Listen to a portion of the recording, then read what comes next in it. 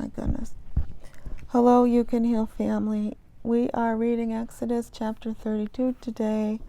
I kind of slept in this morning. I'm going on a field trip with Bren's school in her class this morning. So I'm just going to be reading through this to get some word on the inside of me and you. I feel like it's going to be a little rushed because I have to be leaving. But Bren and I were just having a serious conversation, and here we are. I don't even have my water, You Can Help family, so you're going to have to gulp for me this morning. Verse 32 begins with, Israel willfully breaks the covenant. When Moses failed to come back down the mountain right away, the people went to Aaron. Look, they said, make us some gods who can lead us. This man Moses, who brought us here from Egypt, has disappeared. We don't know what has happened to him. So Aaron said, tell your wives and sons and daughters to take off their gold earrings and then bring them to me. All the people obeyed Aaron and brought him their gold earrings. Then Aaron took the gold, melted it down, and molded and tooled it into the shape of a calf. The people exclaimed, O Israel, these are the gods, thank you, Bren, who brought you out of Egypt. Dolly just brought me my water. When Aaron saw how excited the people were about it, he built an altar in front of the calf and announced, tomorrow there will be a festival to the Lord. So the people got up early the next morning to sacrifice burnt offerings and peace offerings. After this, they celebrated with feasting and drinking and indulged themselves in pagan revelry. God to destroy Israel. But before I go on, the commentary for verses 32, 4 through 6 said, to Israelites recently come from Egypt, it probably seemed natural to represent the Lord as a molded calf. Amun-Re, the Egyptian sun god, was also said to be a bull. How easily the old ways reassert themselves. A festival to the Lord. The worst thing about apostasy is that it blinds us to the fact that we have rejected God. Bye, Singy. That it blinds us to the fact that we have rejected God. Yeah, we don't want to replace God with anything at all. God to destroy Israel. And before I go on, we're not going to build a golden calf today and melt our gold jewelry or anything like that. But there are things we put before God that blinds us to our loving Father's presence. We don't want anything to get in between you and the Lord. You don't want anything to get between you and Jesus. No people, no items, nothing. Nothing at all. Our relationship with God is sacred, it's beautiful, and it's to be honored. Amen. So the next section says, God to destroy Israel. Then the Lord told Moses, quick, go down the mountain. The people you brought from Egypt have defiled themselves. They have already turned from the way I commanded them to live. They have made an idol shaped like a calf, and they have worshipped and sacrificed to it. They are saying, these are your gods, O Israel, who brought you out of Egypt. Then the Lord said, I have seen how stubborn and rebellious these people are. Now leave me alone so my anger can blaze against them and destroy them all. Then I will make you, Moses, into a great nation instead of them.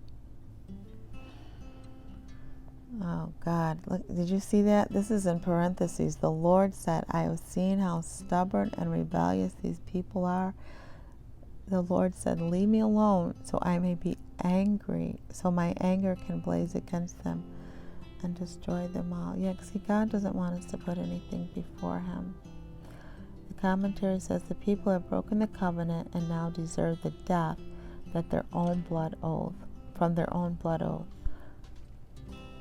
called upon them. Yet God's compassion is so great that when one person interceded for them, His just anger was stayed. He withdrew His threat and didn't bring the disaster He had planned. So we're going to read it. We're going to read that now. How He was so angry that they built the calf. that one person interceded. And that's what Jesus does. He makes intercession for us. So we don't have to, carry the sin. He goes to the Father for us, and we can be forgiven. So the next section, and then I'm going to have to stop after this section to get to the school for this field trip. It says, Moses intercedes for Israel.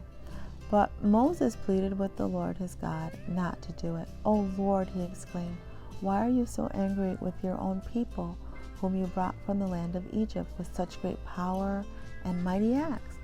The Egyptians will say, 'God tricked them into coming to the mountains, so he could kill them and wipe them from the face of the earth.' Turn away from your fierce anger. Change your mind about this terrible disaster you're planning against your people. Remember your covenant with your servants Abraham, Isaac, and Jacob. You swore by your own self, 'I will make your descendants as numerous as the stars of heaven. Yes, I will give them all this land that I have promised to your descendants, and they will possess it forever.' So the Lord withdrew his threat and didn't bring against his people the disaster he had threatened." And then the next section is Moses disciplines Israel. Now this is so interesting. The people, even though the people went against God and put a God before them, remember the commandment said, "Put no other gods before me." But they did by building the calf. But Moses intercedes, and he's reminding God, remember the promise you made. Remember what you said you were going to do. Remember Abraham, Isaac, and Jacob. And God cannot lie, so he kept his promise and didn't destroy the people. But I find it interesting that Moses said the Egyptians will say God tricked them into coming to the mountain so he could kill them. Well, no, that's not what happened. God was upset because they built the calf. He didn't trick them. He didn't trick them into building the calf. So people are always trying to pin something on someone else, and we have to be careful with that in our own lives. Like, don't blame other people for why you're in the situation you're in. If you put yourself in it, some things happen that we couldn't avoid. But in this case, they willingly did something, but God is faithful, and God will always be faithful to you. Remember that. He loves you, but he does want your obedience too. And let's keep our word to the Lord. We're saying we're Christians, we're believers, we're serving God. So let's do that today to the best of our ability. No idols before the Lord, amen? Nothing before God. We're not going to put anything before God. So tomorrow we're going to finish the chapter. And this happens, I got the word in me, starting the day with God.